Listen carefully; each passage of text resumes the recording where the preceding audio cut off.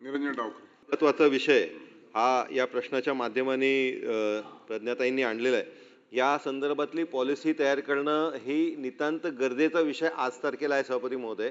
याच्यामध्ये मी सभागृहाचा फार जास्त वेळ घेणार नाही. मी स्पेसिफिक 2 प्रश्न विचारतोय की आता सध्या आपण वेट वेस्ट आणि ड्राय वेस्ट हे सेग्रिगेट करण्याची जी पॉलिसी आहे ती पॉलिसी करत असताना ॲट सोर्स म्हणजे ज्या घरातनं आपण हा वेस्ट उचलतोय त्याच्यामध्ये ड्राय वेस्ट आणि वेट वेस्ट याच्या संदर्भातलं सेग्रिगेशन करून आपण त्या ठिकाणीच वेट वेस्टचं मॅनेजमेंट करणार का याचं धोरण आपण अंमलबजावणी करण्यासाठी त्या स्थानिक स्वराज्य संस्थेला कंपल्सरी करणार का.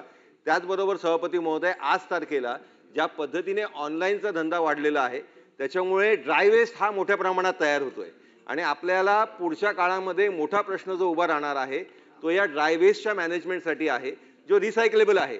मग याच्यामध्ये आपण काय धोरण करणार आहे. कारण मगाशी मंत्री महोदय म्हणताना म्हटले की कांजूरमार्गला डम्पिंग आहे पण डम्पिंग ग्राउंडची सभापती महोदय एक मर्यादा आहे. आपल्याला जर ॲट सोर्स हे वेस्ट मॅनेजमेंट नाही केलं तर डम्पिंग ग्राउंड आपल्याला कितीही केले तरी कमी पडणार आहे. त्याच्यामुळे ॲट सोर्स आपण या संदर्भातली काय पॉलिसी करतायत आणि प्रत्येक स्थानिक स्वराज्य संस्थेला आपण ते कंपल्शन करणार का असे 2 स्पेसिफिक प्रश्न. आणि तिसरा ड्राय वेस्ट मॅनेजमेंटच्या संदर्भातलं धोरण काय. सभापती महोदय, भारताचे नियंत्रण महालेखा परीक्षक म्हणजे कॅगने जी काही गाईडलाईन घनकचऱ्याच्या बाबतीमध्ये ग्रामपंचायतीपासून नगरपालिकांना दिलेले आहे त्याच्या पद्धतीनेच आपण ही अंमलबजावणी करतोय.